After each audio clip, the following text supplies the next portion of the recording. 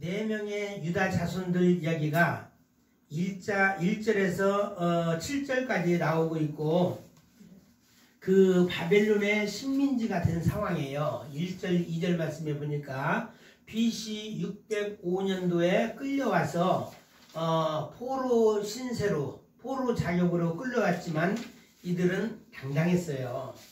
우리들도 어떤 면에서는 이 땅에 포로로 있는 상황이나 똑같거든요. 세상에 포로자가 된 거예요. 그렇지만 우리는 이 땅에 있으면서 가진 것이 없다 하더라도 당당할 필요가 있습니다. 왜 그럴까요? 하나님이 내 안에 계시기 때문에 그러는 거예요. 하나님의 성전이 우리 안에 세워진 사람은 이유 불문하고 당당하게 활동할 수가 있다는 겁니다. 그래서 바벨론 식민지가 된 상황에서 여호야김 3년 때 바벨론 왕 느부갓네살이 쳐들어온 거예요. 그게 1차 침공이라고 그랬죠. 여호야김 3년 때예요. 여호야김은 언제 세워졌는가 하면은 여호아하스의 아들이거든요. 여호야김이. 그런데 이때 이쪽에 예루살렘을 침범해 와가지고 여호아스를 패하고, 그리고 그 아들 여호야김을 세운 거예요. 그래서 나름대로 그 전에 그렇게 세웠거든요. 그래서 여호야김 입장에서는 절대적으로 애굽을 이제 보고 있었던 거예요. 애굽 상황을. 사실 여호야김 같은 경우는 애굽 상황도 보고 바벨론 상황도 봤어요. 나름대로 세상에 돌아가는 판세를 읽으려고 노력했던 사람이거든요. 그럼에도 불구하고 여호야김에게 불행한 일이 생겼어요. 불행한 일이 생긴 겁니다.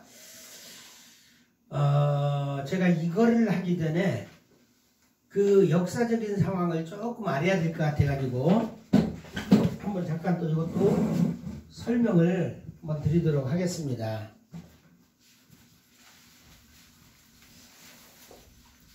글씨를 쓰게 되면은 시간이 가긴 하지만서도 오늘은 1장까지만 하려고 하다 보니까 괜찮을 것 같아요. 누구죠? 요아스에 대해서 아까 잠깐 말씀을 드렸죠. 요아스가 이스라엘의 별과 같은 존재예요. 여호사밧, 느부갓네살, 요아스, 이런 사람들이 굉장한 왕이거든요. 그런데 애굽 왕 바로 느고가 쳐들어왔을 때 이 사람이 어디를 치려고 했냐면은 아수르를 치려고 그랬어요. 아수르를 치려고 그러는데 이쪽에 이스라엘이 있단 말이에요. 이때 요아스 왕이 나가선 거예요. 그때 무슨 말을 했는가 하면은 바르노고가 물론 예수님 하나님을 믿는 사람은 아니지만 언젠가 무슨 계시를 받은 거예요. 우리는 그걸 알아야 돼요. 꼭 하나님의 사람에게만 하나님께서 말씀하시지 않아요. 경우에 따라서는 열방에 있는 왕에게도 말하기도 하거든요. 이방 선지자였던 누구죠? 바알볼 그 사람이 누구죠? 이방 선지자였던 사람이 바알볼의 사람 이름이 갑자기 생각이 안 나네. 그 선지자, 이방 선지자였잖아요. 그 사람에게도 우리 하나님께서 역사하셔가지고 명령을 했고 명령대로 순종했어요. 나중에 또 변질이 되었지만 그런 것처럼 그 바르노고지만 그 이집트의 왕이었지만 뭔가 하나님께서 말씀하신 거예요. 또 이제 누구죠? 아비멜렉 같은 사람도 그날 왕이잖아요. 그 사람에게도 하나님께서 현명하셨어요. 꼭 우리에게만 우리 주님이 말씀하시는 게 아니에요. 경우에 따라는 왕이 되었던 필요하면은 누구에게라도 우리 주님은 꿈속에서라도 나타나시는 분이에요. 그래서 뭔가 계시를 듣고 내 앞을 가로막지 말아라. 나는 분명히 전능하신 분이 여기 아수르를 치러 간다고 가라고 그래서 나는 지금 가는 중이다. 공연히 네가 너에게 내가 너를 죽이고 싶지 않다. 너에게 화가 미칠까 내가 두렵다. 가르막대라고 했는데 요하스는 누구예요? 말씀과 성령으로 충만한 사람이에요. 영적으로 충만한 사람이에요. 그러다 보니까 영빨로다가 이걸 누리려고 했던 거예요. 그래서 내가 성령 충만하고 내가 날마다 기도하니까 하나님 나와 함께 계셔? 물론 맞아요. 하지만 세상 판사를 읽지 못한 거예요. 그래서 괜히 앞서서 맞춰가지고 같이 이제 말짱 뜨고 싸우다가 요하스 왕이 죽은 거예요. 그래서 그때 이제 죽고 나서 사실 이스라엘에 대해서는 공격할 의도가 전혀 없었어요. 근데 요하스가 막 가로막으니까 그래서 그 아들 여호와김을 세운 겁니다. 여호와김은 철저히 친 이집트였어요. 친 애굽이었습니다. 그래서 이렇게 이제 쪼고다가 나중에 이 바르누고가 죽고 그 아들인가 느고 2세가 또 등장하게 돼요. 느고 2세가 이제 아수르는 망했어요. 이때 가서는 망했거든요. 왜냐면 이 바벨론 세력이 이쪽에 어마어마하게 왔기 때문에. 그래서 이 잔존 세력과 느고 2세하고 합쳐가지고 또다시 침공을 하러 간 거예요. 그때 어떻게 되었냐면은 바벨로니아에 의해서 완전히 이 이집트가 망하게 됩니다. 깨지게 돼요. 그렇게 해가지고 이제는 판세가 어떻게 돼요? 바벨론으로 바뀐 거예요. 세상 판세가 바벨론으로 바꾼 거예요. 우리도 현재 세상 판세는 어디예요? 미국이냐 중국이냐 할 때 정확하게 세상을 읽어야 되거든요. 중국 편 들면 안 되는 거예요. 미국 편을 들어야 되는 것이지. 또 기독교 국가이기도 하고. 그런 상황에서 이쪽에 그 바벨론에 편들어야 되는 상황이었거든요.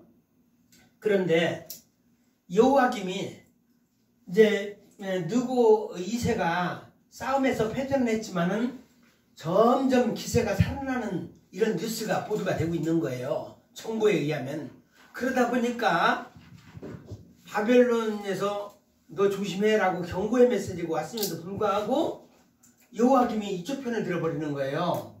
그래서 처음에 느고 2세가 이쪽하고 싸워가지고 패전했을 때 3개월 동안인가 얼마 동안 조공을 잘 3년인가 얼마 동안에 조공을 잘 갖다 바치다가 이쪽이 더 센 것 같은 느낌이 들어가니까 갑자기 또 이쪽에 붙은 거예요. 이쪽에 붙다 보니까 괘씸하네. 그래서 BC 605년도에 그 이스라엘을 쳐들어온 거예요. 여호와김 때 쳐들어온 겁니다. 그래서 그때 이제 1차 침공 때 여호와김은 죽었어. 여호와김은 죽게 되고 그 누구죠? 아들 여호와긴이 왕이 되게 됩니다. 여호와긴이. 그래서 왕이 돼가지고 여호와긴 너 정신 바짝 차려라. 만약에 너 또 이제 엉뚱한 짓 했다가는 너도 혼날 줄 알아. 그래서 분명히 바벨론에서 경고의 메시지를 보냈어요. 그렇게 해가지고 해왔는데 그러다 보니까 여호와긴이 처음에는 잘했단 말이에요. 근데 나중에 역시 또 배신을 해요. 이쪽이 좀 괜찮을 것 같은 느낌 들어서.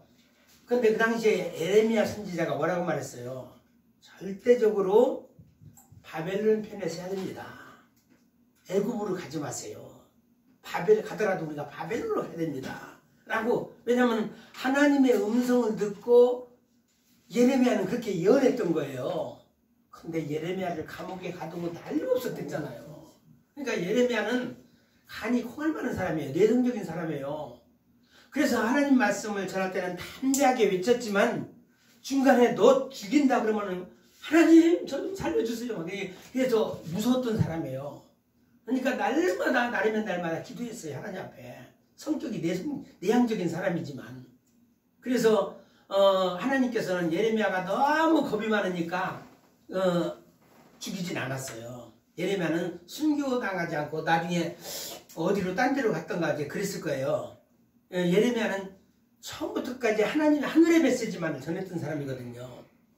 그런데 어쨌든 여호와긴 역시 또 배신하는 거예요. 그래서 2차 침공이 BC 597년에 이루어진 거예요. 역시 느부갓네살 때 이제 와가지고 여호와긴을 붙잡아 가요. 붙잡아 가지고 바벨론까지 이제 붙잡혀 갖고 거기에서 여호와긴이 보는 앞에서 자기 몇 아들들을 다 죽여버려요. 그리고 여호와긴은 두 눈을 그냥 아예 파버리는 거예요. 그래서 한 굉장히 수십 년 동안 바벨론에서 고생하다가 일정한 시기가 되었을 때 풀어져 가지고 왕과 같이 식사할 수 있게끔 이런 분위기가 되어졌거든요. 그런데 2차 침공 때 세워진 사람이 바로 삼촌인가 되는 사람이 누구냐면 시드기야예요. 시드기야가 2차 때 이제 교체가 돼요. 시드기야가. 그래서 시드기야가 계속 잘 했으면 되는데 또 애굽으로 또 붙은 거예요. 애굽으로. 그래서 결국은 3차 침공 때가 586년이거든요. 결국은 느부갓네살 왕이 직접 와가지고 전부 다 함락을 한 거예요. 예루살렘이 완전히 함락을 하고 그 성전까지 다 이제 파괴되고 이런 상황이 벌어진 겁니다. 그래서 세상 판세를 읽지 못했거나 영적으로 하나님을 의지하지 않았거나 예레미야 대선지자 예레미야가 있었음에도 불구하고 그들은 하나님의 뜻을 모르는 거예요. 하나님의 뜻을. 그래서 우리는 성경을 읽으면서 그리고 종말 때가 되었을 때 하나님의 의도를 아는 것이 굉장히 중요하다라는 겁니다. 예, 그런 시각에서 오늘의 말씀을 살펴보도록 하겠습니다. 여호와김 3년 때 바벨론 왕 느부갓네살이 쳐들어오게 돼요. 그게 1차 침공이었죠. 이때 다니엘 등이 붙들려 갖고 하나님의 성물들을 빼앗아 신할 땅 자기네 신전이 있어요. 그 보물창고에 보관을 하게 됩니다. 1, 2절에 보면 나와 있어요. 참고적으로 2차 침공은 597년이고 3차 침공은 BC 586년입니다. BC라고만 쓰고 연도를 안 써놨는데 거기다가 쓰세요. 586년입니다. 이때 시드기야 때에 있었는데 예루살렘이 완전히 함락되게 됩니다. 그리고 1장 내용 3절에서 7절까지 내용을 보니까 환관장이 등장합니다. 전체적으로 이 왕궁의 일을 다 이제 감독하는 사람이 환관장이었어요. 이 사람이 아스부나스였거든요. 이스라엘 자손 중에서 왕족이나 귀족 출신의 자손들을 선별해서 뽑았어요. 이 바벨론이 그래도 강국이 될 수 있었던 것은 지식인들을 대우해줬어요. 그래서 지혜자를 대우했었습니다. 교육정책이 굉장히 괜찮아요. 그래서 사실 그 자자손손 좀 잘 되기 위해서는 지식을 많이 쓰는 것도 좋아요. 물론 하나님의 지식이 최고지만 이 지식과 지혜, 학문에 익숙한 소년들을 각국에서 포로로 붙잡혀 온 데마다 전부 다 출중한 사람들은 전부 다 데리고 왔던 겁니다. 인재 양성을 잘했어요. 바벨론이. 그리고 갈대아 사람의 학문과 언어를 가르치게 했던 것입니다. 4절 말씀에 갈대아라는 것은 약탈이라는 뜻이 있어요. 히브리어인가 그로 란티런지 히브리어인지 잘 모르겠네요. 약탈이라는 뜻이 있습니다. 이 갈대아가 어디냐면은 아까 갈대아우르 이제 그쪽이에요. 유브라디스 강과 티그리스 강 사이에 페르시아만 인근 지역이 갈대아거든요. 그래서 문명이 발달된 지역인데 이들이 학문과 지식과 뭐 천문학이라든지 능통한 사람들이 이 갈대아 사람이었어요. 그러면서도 그 지식을 가지고 약탈을 일삼았던 이런 족속들이었습니다. 어쨌든 이곳에서 3년 동안의 특별교육을 받았어요. 특별교육을 받을 때 무엇을 먹었어요? 왕이 주는 음식과 왕이 주는 포도주를 먹었어요. 의도적으로 지금 이것을 강조하고 있거든요. 왕이 주는 음식과 포도주가 무엇길래 이것을 이야기하는지, 이것은 성경에 이것을 기록한 목적은 음식의 질을 말하는 게 아니에요. 이것은 세상의 음식이고 세상의 포도주라는 것을 말하고 있는 거예요. 이게 비밀 메시지거든요. 그래서 우리가 읽을 때는 음식으로 이걸 생각하시면 안 돼요. 예수님께서 제자들에게 성찬식 때 뭐와 뭐를 주었죠? 살과 피, 그랬죠? 떡과 포도주를 주면서 살과 피다라고 얘기를 했어요. 얘네들이 이것을 모방한 거예요. 비슷하게. 그래서 살과 피, 것처럼 살은 뭐예요? 음식이고 포도주는 피예요. 그래서 의도적으로 이걸 기록하고 있는 거고 날마다 공급하여 교육시킨 후에 왕 앞에 세울 계획을 세웠던 겁니다. 그렇게 선택한 자들이 다니엘뿐만 아니라 하나냐, 미사야, 아사랴, 그 라틴어인가 무슨 그 언어로 그들 언어로 사드락과 메삭과 아벤느고라고 얘기하면 아람어로다가 사드락과 메삭과 아벤느고입니다. 다니엘이면 벨드사살이고. 그래서 이들은 유다 자손이었어요. 4명이 뽑힌 겁니다. 물론 다른 나라에서 온 사람들도 많이 있겠죠. 포로로 온 사람들 중에서. 어쨌든 바빌론 당시에 최고 교육을 받았던 사람이 바로 이 4친구였어요. 다니엘 외 3친구였던 것입니다. 그래서 최고 교육을 받으면서 싹을 키우고 있었던 겁니다. 다니엘의 어린 시절이 8절부터 21절까지 나와요. 자기를 더럽히지 아니하리라 이런 얘기를 하고 있어요. 왕이 주는 음식과 포도주, 이게 뭘까요? 유다 자손 중 특히 유다 자손 즉 하나님을 더럽히는 것으로 그 예수님이 준 떡과 포도주와 대비되고 있어요. 떡은 다른 말로 뭐라고 말해요? 구약의 말씀이라고 얘기합니다. 상징입니다. 그리고 포도주는 신약의 말씀을 상징해요. 그래서 하나님의 말씀과 예수의 증거 이런 얘기를 하고 있잖아요. 그래서 구약의 말씀을 상징하고 있고 포도주는 바로 신약의 말씀. 포도하면은 예수님은 참 포도나무에서 이방인들에게 오셨잖아요. 예수님께서 이것을 또 상징하고 있습니다. 그렇다면 왕의 음식과 포도주는 어떨까요? 사실 더러운 거예요. 더러운 것입니다. 세상적인 것이고 마귀적인 것입니다. 마귀가 베푼 음식이에요. 그리고 또 마귀가 제공하고 있는 포도주라는 거예요. 이것은. 그래서 이것을 다니엘과 세 친구는 먹었다? 안 먹었다? 안 먹었죠. 안 먹었다는 거죠. 가까이 하지도 않았다는 거예요. 그런 상황에서 이것을 안 먹으면 환관장이 위험해요.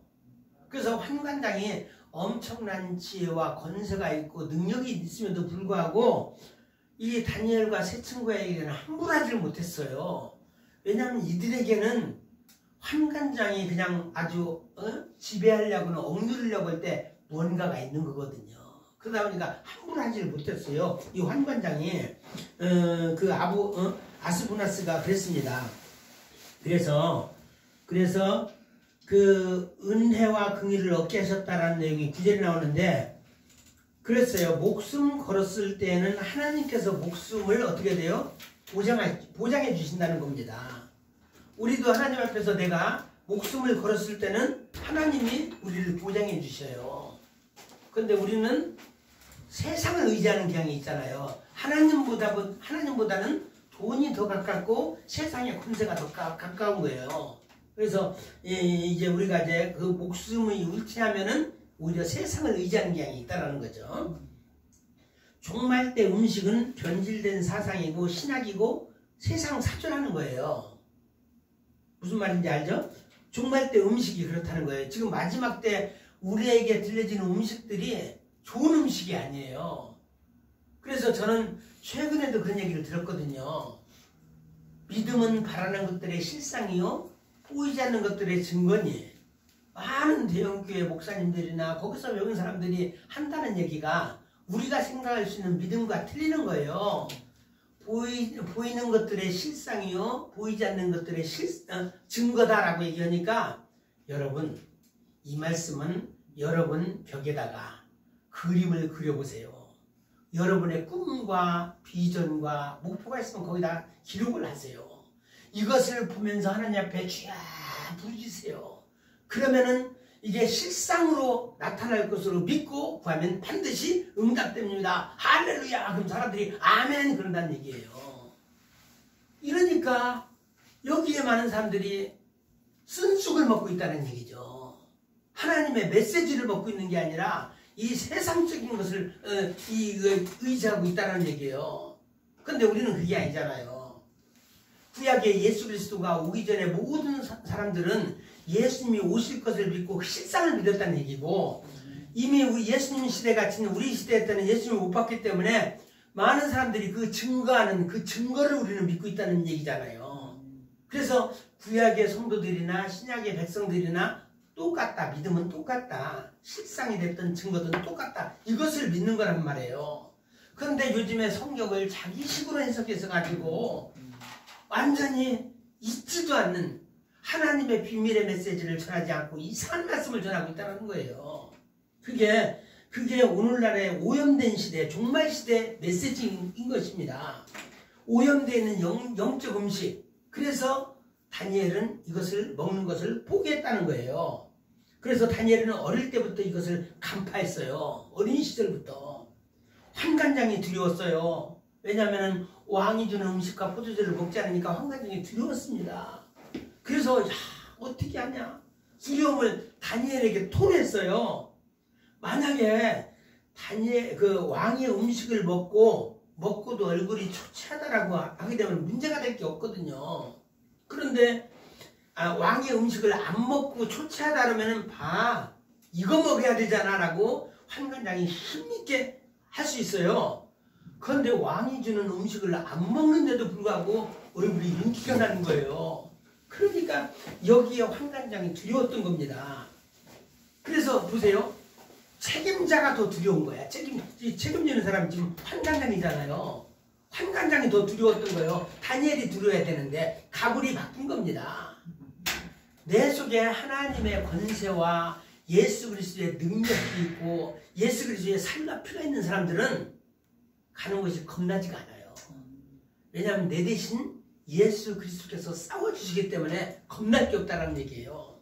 다니엘 속에 있는 하나님이 계셨기 때문에 누가 뭐라고 하더라도 목을 내놓은 사람이에요. 그래서 성경에도 얘기잖아요. 자기 목숨을 구원코자 하는 자는 잃을 것이요. 또 자기 얻고자 하는 자는 잃을 것이요. 잃고자 하는 자는 얻으리라고 했잖아요. 그런 것처럼 목숨을 내놓은 사람 앞에는 환관장이 두려웠던 겁니다. 오히려. 그래서 11절에서 16절까지 다니엘이 결단을 하게 됩니다. 환관장이 지정한 감독관에게 다니엘이 제의를 한 거예요. 열흘 동안 우리는 채식과 물만 먹고 할 수 있게끔 해주세요. 열흘 동안 채식과 물, 하늘의 양식과 하늘의 물을 마시겠다는 얘기예요. 그리고 왕의 음식을 먹는 소년들과 비교해서 우리 얼굴을 판단하소서 얘기합니다. 보세요. 우리는 하나님 말씀과 성령이 충만한 사람의 얼굴을 보세요. 얼굴이 환하잖아요. 잘생기고 못생기고 문제가 아니에요. 예수 그리스도가 우리 속에 있는 사람들은 다른 사람이 우리 얼굴을 봤을 때 왜 이렇게 얼굴이 환하냐? 왜 이렇게 젊어 보이냐? 이런 얘기를 한다는 얘기예요. 나이에 상관없이. 그래서 열흘간이라는 표현을 쓰고 있어요. 10일이라는 것은 완전수거든요. 특정한 무한대수예요. 무한대수. 서문학교에 보니까 계시록 2장 10절에 열흘 동안 환난을 받으리라 그런 얘기가 나와요.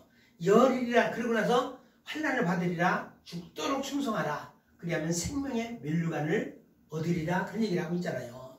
환난의 기간이 열흘이에요.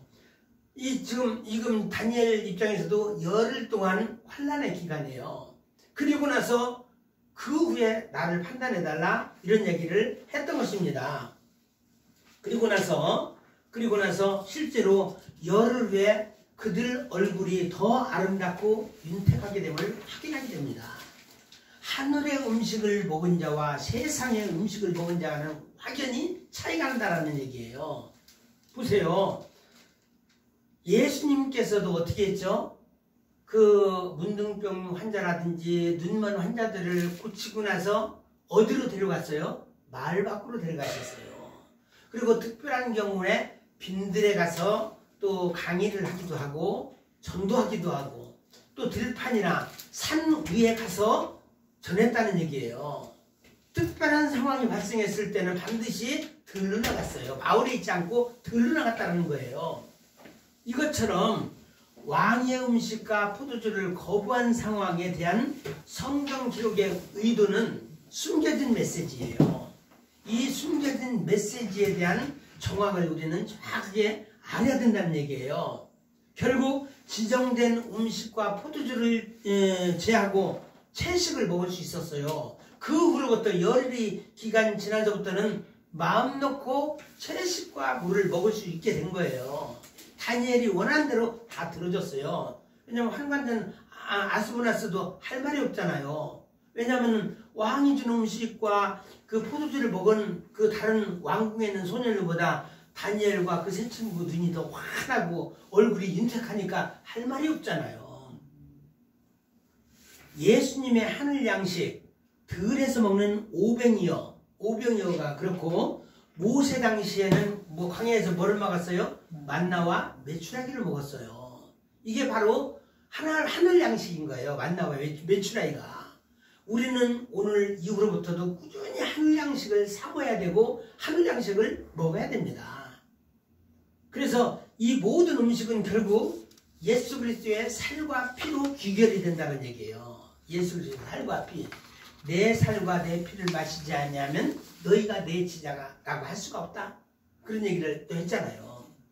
다니엘과 세 친구는 어렸을 때부터 하늘 양식인 채식과 물, 다시 말해서 예수 그리스도의 말씀을 먹고 자란 자들이에요.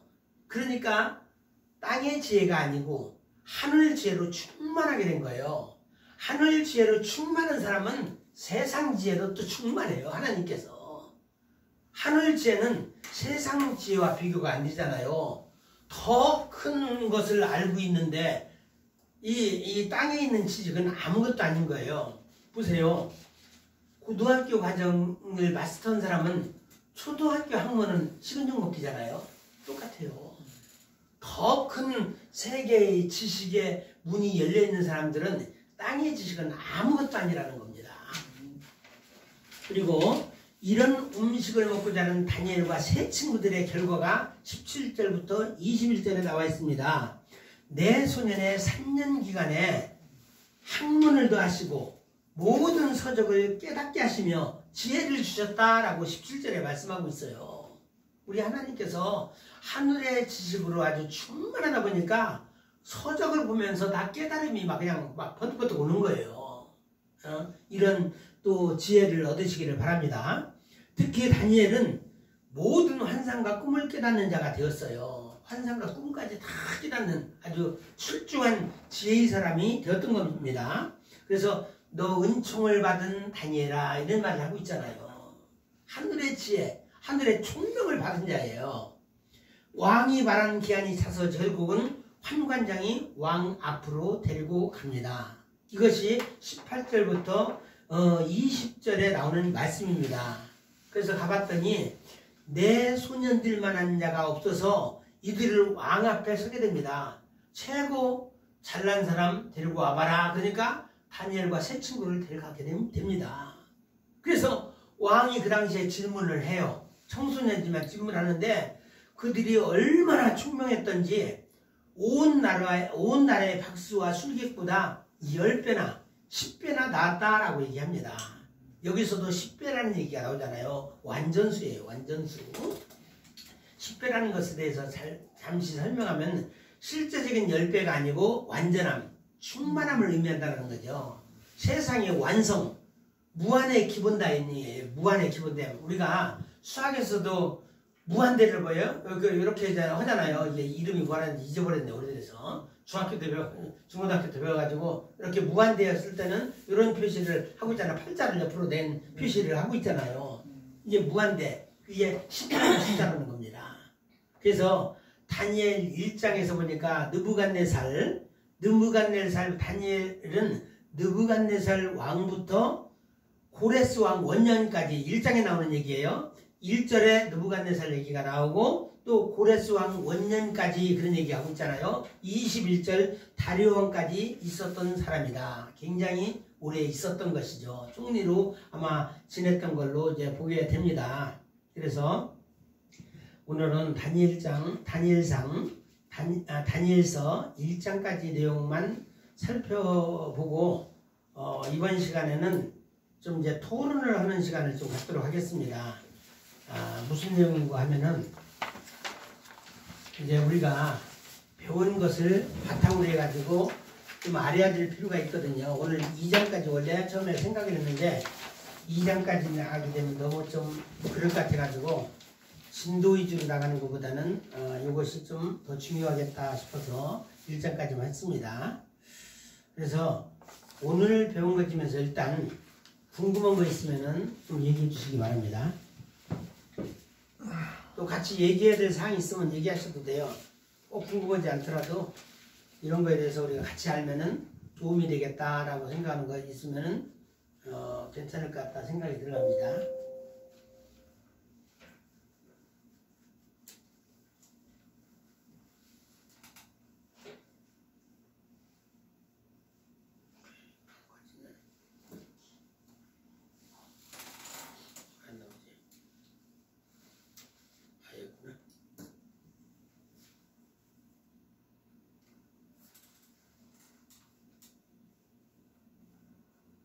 다니엘의 아버지는 안 나오나?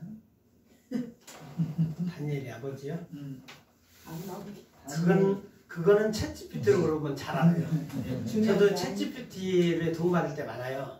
왜냐하면 참고적인 것들이, 지식적인 것들은 아주 이제 굉장히, 심지어 제가 이제 소비 쿠폰 언제까지 쓰면 되는지 딱 물어봤더니 잘 알려주더라고요. 이게 우리가 인터넷으로 찾아보는 것보다 그게 더 빨라요. 네이버하고 차이가. 네이버보다 더 빨라요. 네이버는 우리가 찾아야 되는 거지만 챗GPT는 바로 알려줘요. 그러니까 챗GPT가 우리 속에 입력이 되면 어떻게 되겠어요? 그 일론 머스크가 우리 속에 이걸 입력을 하려고 그러거든요. 그러면 그 사람은 거의 신급이 되겠죠. 공부할 필요도 없어요, 이런 것들은. 근데 영적인 것은 몰라. 영적인 것은. 아버지가 누구인지는 기록은 안 돼 있지만 왕족, 귀족 이런 사람들 다 끌고 갔잖아. 예. 그런 거 보니까 다니엘도 그족. 그렇죠. 그렇다고 봐야죠. 귀족이라고 해야 되죠. 메데와 바사 왕국이 어떻게 이름이 두 개예요? 네, 메데바사. 메데는 아직은 아직은 배우지 않는데 메데는 메디아라고는 나라가 있었어요. 그리고 바사는 페르시아거든요. 다른 그 말로. 근데 원래는 메디아라고는 나라가 굉장히 강했어요. 거기에 지방에 조그만 나라가 그 페르시아였어요. 거의 지방적이거든요. 그런데 이제 다음에 이제 배울 얘기지만 이 메디아 왕이 꿈을 꾼 얘기가 나와요. 꿈을 꿨는데 딸을 통해서 난 만디나라고는 딸이 있거든요. 이 만디나라고 하는 여인에게서 날 아들이 나오는데 그 사람이 이 나라를 다 망할 것이다, 망칠 것이다 라는 그런 꿈을 꾼 거예요. 그러다 보니까 이거 만디나 이 녀석 위험하네. 그래서 저 이름도 없는 페르시아 쪽으로다가 시집을 보낸 거예요. 그래서 했는데 이 어떻게 되냐면은 여기에서 그리고 또 사람까지 보냈어요. 암살자까지, 킬러까지 보냈어요. 근데 어느 날 아들 낳았다는 소문이 나온 거예요. 그래서 킬러까지 보내서 그 아들을 죽였어요. 죽였는데 나중에 시계다 보니까 실제 너 죽인 거 맞아? 라고 했더니 이 킬러지만 딸의 그 아들이잖아요. 그러니까 죽이지 않고 마침 그때 그 병석에 저 죽은 사람이 있어가지고 그 사람을 대신에 얘기해가지고 죽었습니다라고 보도를 할 거예요. 그런데 아주 이제 누구는 누구를 알아본다고 얘가 자라가면서 이게 보냈어요, 여기에. 자라가면서 얼마나 총명한지 뭐 전쟁놀이 하는데도 막 승승장구하고 그래서 그 소문이 메디아까지 소문이 난 거예요.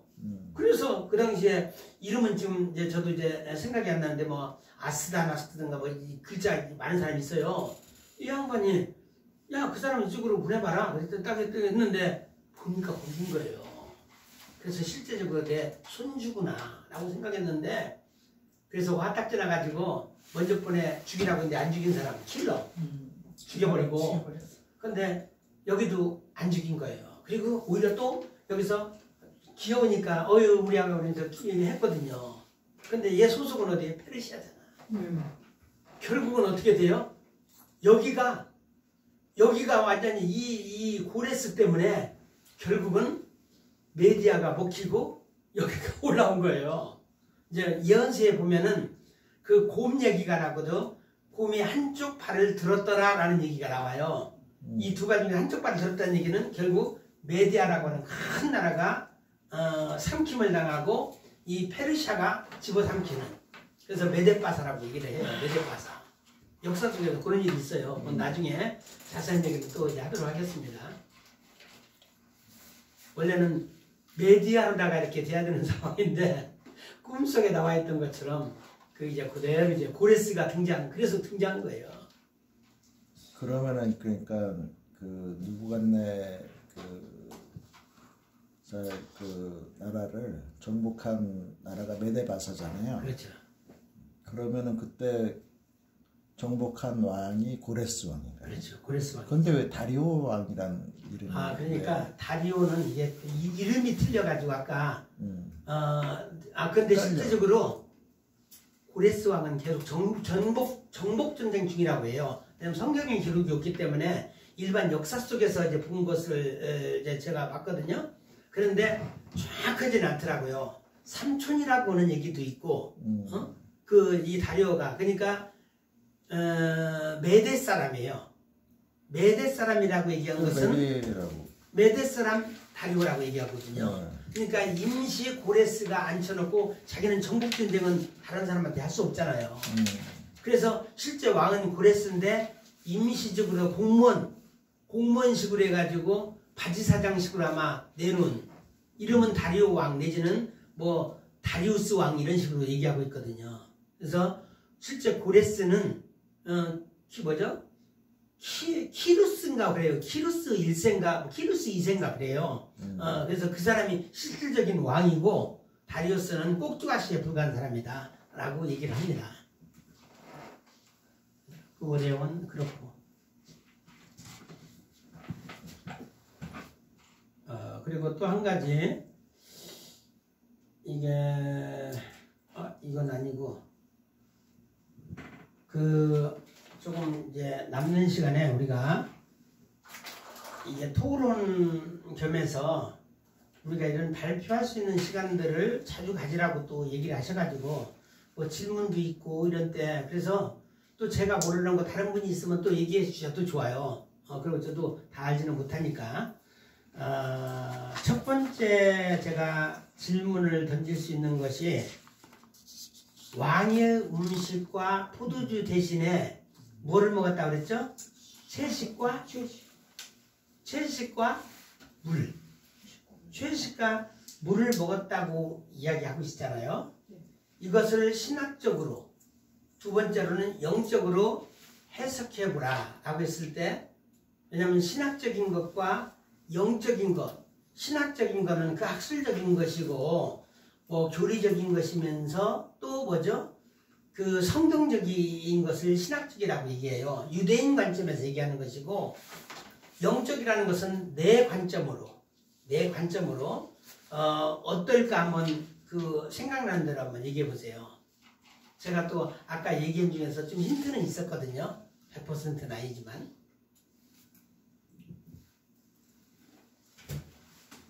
왕의 음식과 포도주 대신에 채식과 물로 했다는 거 이건 신학적 관점 그리고 영적 관점으로 해석을 한다면 어떻게 해석할 수 있을까요? 먼저 신학적인 관점으로 좀 틀려도 괜찮습니다. 신학적인 관점이라는 게 뭐라고 그러셨죠? 신학적인 해석. 신학적인 해석이 교리적이고 성경적이고 또 이제 유대인 관점이라는 것을 보통 이제 신학적이라고 얘기해요. 그 대신에 교리적인 것은 우리는 개혁신학적인 관점이어야 되죠. 천주교 이런 신학적인 아니고 그랬을 때 또 성경적이고 신학적으로 해석하면은 뭐라고 할 수 있을까요? 이것을 우리가 저도 100%는 아니지만 노력을 하고 있는 중이거든요. 사실 손양 목사님이 딱 저한테도 물어보면은 저 답변하기 힘들어요, 저도. 그래서 그것을 신학적인 관점과 영적 관점이 정확히 뭐냐고 내가 물어본 적이 몇 번 있어요. 그랬더니 나로 대비하게 되면 영적인 관점이고 또 이제 신학적인 것은 유대인 관점으로 또 성경적인 관점으로 얘기하면 된다고 그러더라고요. 그래서 율법과 복음 이런 측면으로다가 해석하면 쉽다고 하더라고요.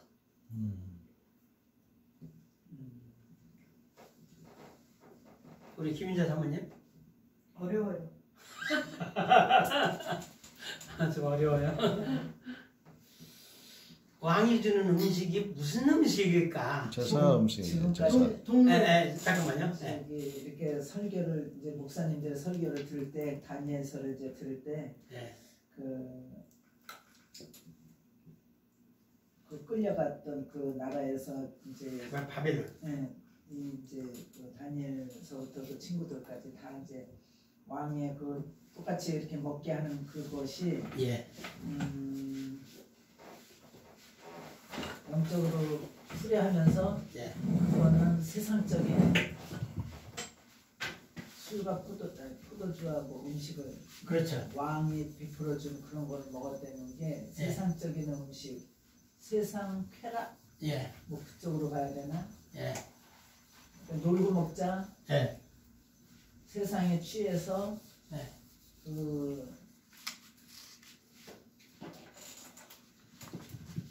일단 그 바벨론 사람들은 그거를 먹었잖아. 다니엘은 안 먹고 친구들하고. 근데 그 먹은 사람들은 맨날 술과 먹고 파티하고 여자들하고 놀고 3년 동안을 그랬다는 얘기죠. 다니엘은